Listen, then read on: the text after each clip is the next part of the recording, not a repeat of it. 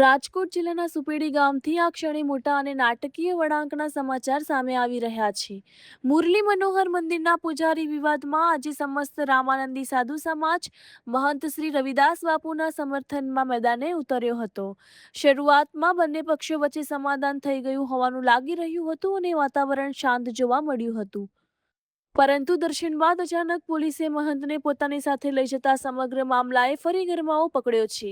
આ ઘટનાને લઈને સાધુ સમાજમાં ભારે રોષ ફાટી નીકળ્યો છે અને પોલીસની કામગીરી સામે સવાલો પણ ઉઠી રહ્યા છે.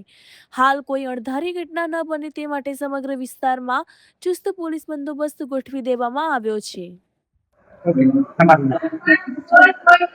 જાગૃતિબેન આચાર્ય, રામાનંદી સાધુ સમાજના મહિલા આગેવાન તરીકે આજે હું અહીંયા સુપેડી મુરલી મનોહર મંદિર ની જગ્યા ઉપર અમે લોકો અમારા જ્ઞાતિના ઘણા બધા ભાઈઓ બહેનો સાથે ઉપસ્થિત રહ્યા છીએ અને બહુ જ સુખદ અંત આવ્યો છે.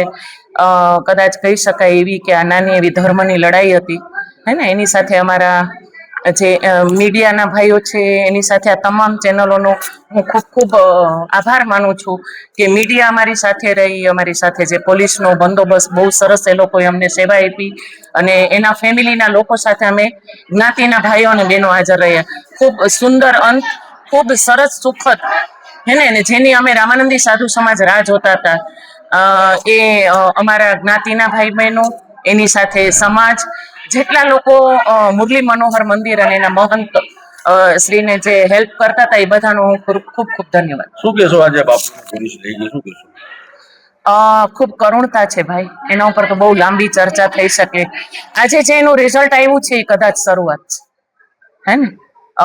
ધર્મ માટે થઈને કે ધર્મની જગ્યાઓ માટે થઈને ખૂબ સુંદર આ શરૂઆત છે અને બધાને પોતાની હકની લડાઈ લડવી જ જોઈએ.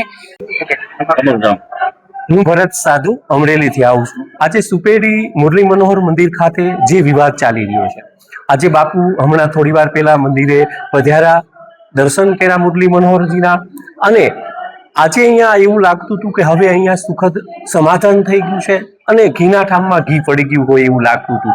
પણ ના, થોડી વાર પછી પાછી જે ઘટના સામે આવે છે, પોલીસ બાપુને લઈને અહીંથી નીકળી ચૂકી છે, કોના ઈશારે કામ થઈ રહ્યું છે, અને બાપુએ પણ સનાતનને બચાવવા માટે થઈને શ્રદ્ધાળુઓને હાકલ કરી છે. ધર્મના રક્ષણ માટે સાધુઓનું બલિદાન છે. સાધુઓની અવજ્ઞા ન થવી જોઈએ.